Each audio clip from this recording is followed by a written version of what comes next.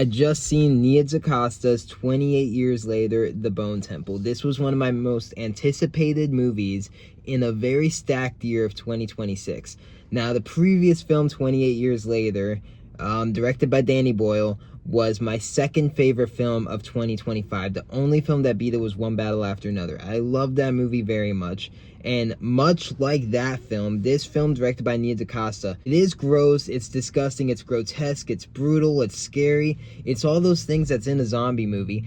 But these movies and this trilogy written by Alex Garland, 28 Days Later, 28 Years Later, and 28 Years Later Bone Temple, because Alex Garland didn't write 28 Weeks Later. I think that's the only weak film of the bunch.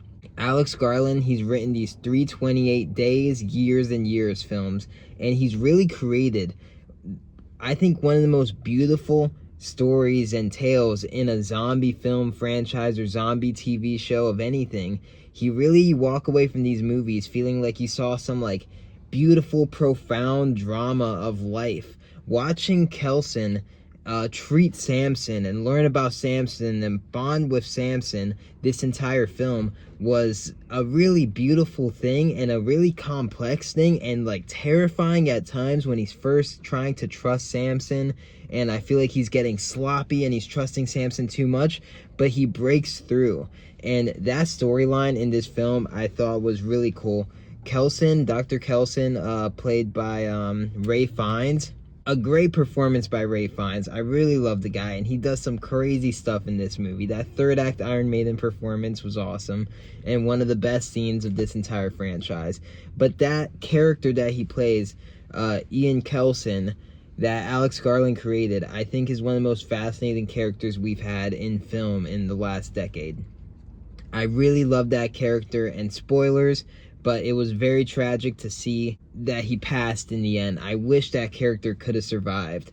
As far as Spike in this film and where his storyline continues, he meets the Seven Fingers, he meets all the Jimmys and the head Jimmy, the son of Satan, and he ends up being forced into joining this cult of Jimmy and his Seven Fingers.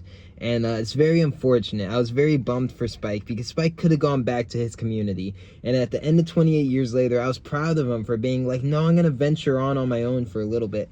But he ended up getting mixed up with the Seven Fingers. And Spike has a tragic storyline ahead of him. And he has to witness some horrific things, including the murder of Dr. Ian Kelson by Jimmy. I really wanted that dude, the main leader, Jimmy, to die. I wanted Kelson right from the start to say, disciples, fingers, this Jimmy is a false son of Satan. Kill him. I wish he would have done that from the start. He could have lived. It was tragic to see him go. I thought this was a really great, really beautiful zombie film with a really cool ending, getting Cillian Murphy back in there.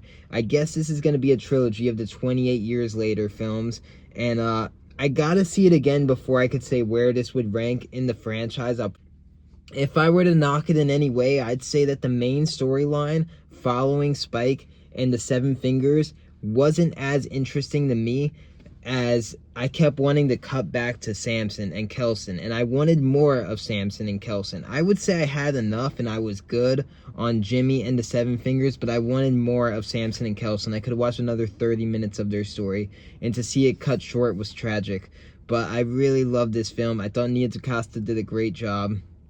I love the cast. Jack O'Connell as the main Jimmy is awesome. Ray Fiennes, the kid who plays Spike. But I don't see many other movies in 2026 beating this one. I thought it was a really great film, and it exceeds what a zombie film is. It's on a whole nother level compared to like your traditional zombie tale.